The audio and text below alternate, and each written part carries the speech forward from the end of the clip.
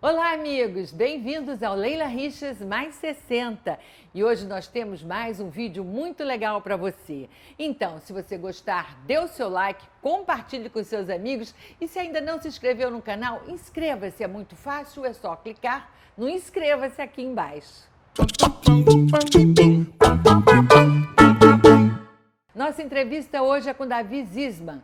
Ele é médico, exerceu a profissão e num dado momento da vida resolveu mudar, resolveu investir na gastronomia, foi estudar, se transformou chefe e hoje tem um restaurante Nantai, especializado em comida tailandesa. Nós vamos conversar com ele sobre todas essas transformações e vamos conversar também sobre a gastronomia do Sudeste Asiático. Vamos ver a entrevista.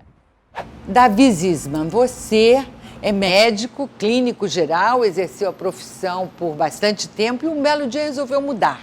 Resolveu ser chefe e abriu esse restaurante lindo, o Nantai, de comida tailandesa.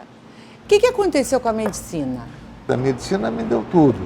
Eu sempre brinco que eu nunca pensei em ser outra coisa, desde a minha pré-adolescência ou adolescência, é de ser outra coisa que não fosse médico, né? Na minha cabeça era isso e a profissão me deu, né, muita alegria, muita recompensa financeira, mas ela ao longo dos últimos, eu me formei em 71 e parei em 2006, né? Então são 30 e poucos anos. Ao longo de todo esse trajeto, vamos dizer assim... Bastante tempo. Bastante tempo, uma carreira inteira, vamos dizer assim. Inteira. A profissão foi mudando, né? Sem citar os fatores, né? Não é para polemizar, ela deixou de ser alguma coisa que era muito particular, uma relação que você tinha com o seu paciente, com os pais dele. Com os avós dele, com os filhos. Então você cuidava de um núcleo familiar, né, durante uma vida inteira, certo? Você não era ligado a uma entidade e o cliente era ligado à mesma entidade e você se encontrava por acaso no consultório, né? Você tinha teu consultório e o clínico geral era o primeiro, vamos dizer assim, não importa se o caso era cirúrgico, psiquiátrico, o que era, se era urgência, né? Quer dizer, eles não chamavam uma ambulância de urgência, eles chamavam um clínico. E você ia na casa de dia, de noite, de madrugada, fim de semana, né? Até eu não me incomodo de trabalhar fim de semana. E isso te aqui. dava satisfação? Mas muita alegria.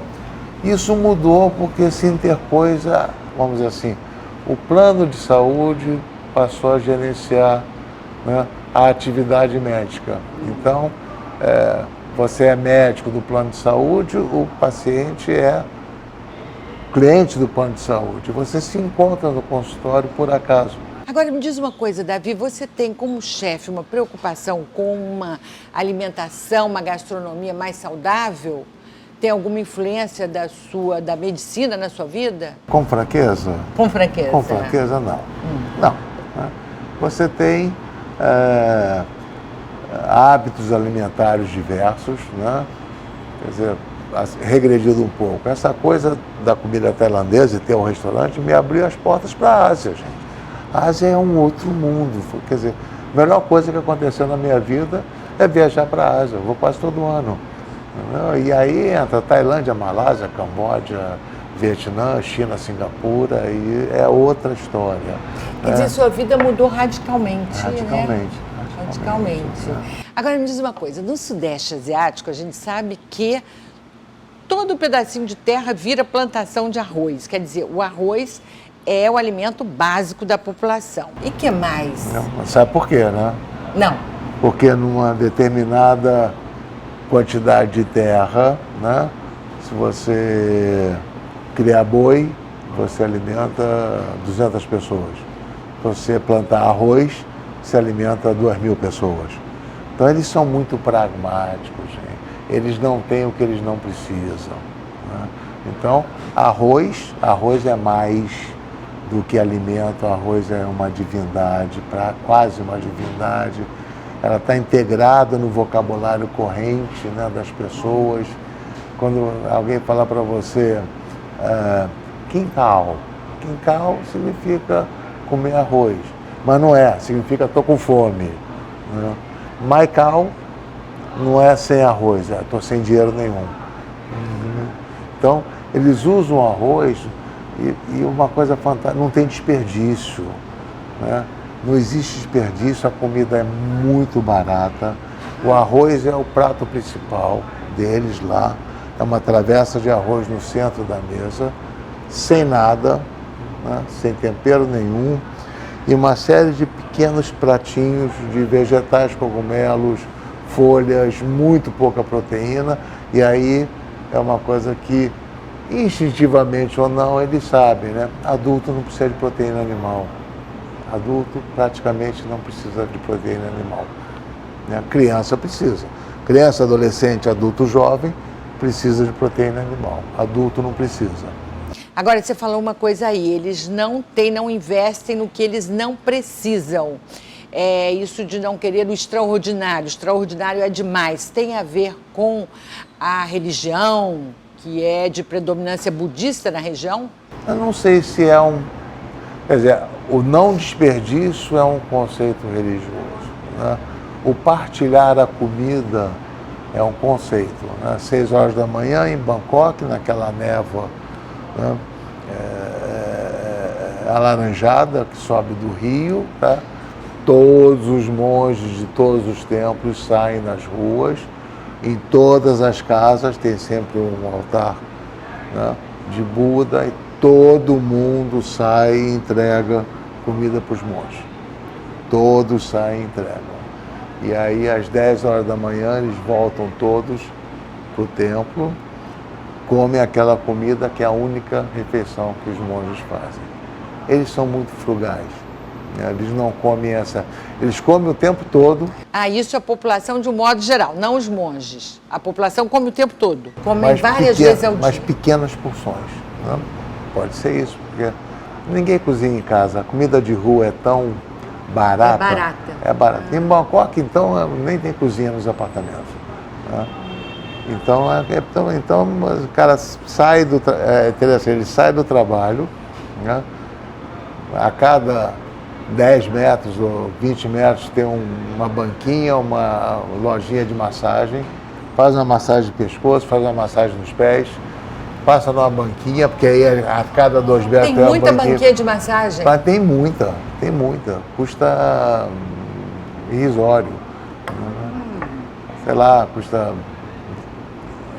40 bahts, $1. Entendeu? A comida custa centavos de dólar. Então ele pega seus saquinhos plásticos, né? Ou uma sopa, ou uma massa, ou isso, muito pouca proteína e 0 leite, né? Não tem leite. Que é a coisa que eu queria falar. Nós somos os únicos mamíferos que mamamos até adulto, até a fase adulta. Até morrer. Até morrer. Né? Até morrer. Né? Como eles não têm gado, não tem leite, não tem manteiga, não tem queijo, né? Então não tem essa cultura do leite, vamos dizer assim. Davi, quando eu cheguei aqui, a gente falou sobre a indústria alimentícia e a indústria farmacêutica, e essas duas meio que determinando o nosso futuro. O que você acha que vai acontecer? Primeiro, elas estão aí para o bem e para o mal. Né?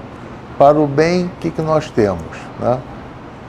Nós temos um livro fantástico, foi escrito em 1940, por aí, por um brasileiro, chamado Josué de Castro, que mapeou a fome no mundo. Chama-se Geopolítica da Fome. Esse livro, esse brasileiro é totalmente ignorado, né? A não ser nas lides acadêmicas, que realmente ele é cultuado. E ele mapeou a fome, né, na Europa desenvolvida, né? Nos Estados Unidos, nas Montanhas Rochosas, núcleos de fome, na América Latina praticamente todo, né? Na Ásia, na África. Tá. Então, isso tem 80 anos, vamos dizer assim. Nessa época, a vida média, vamos falar assim, início do século XX, a vida média no mundo era 35 anos. Né? Então, as pessoas falam, as pessoas morriam jovens. Não, morriam com 35 anos. Casavam com 13 para morrer com 35 e já deixar um descendente, sabe? Morria de tudo, morria de besteira, vamos dizer assim. E nesse ponto, aí sim, a produção de alimentos começou a aumentar, com técnicas melhores.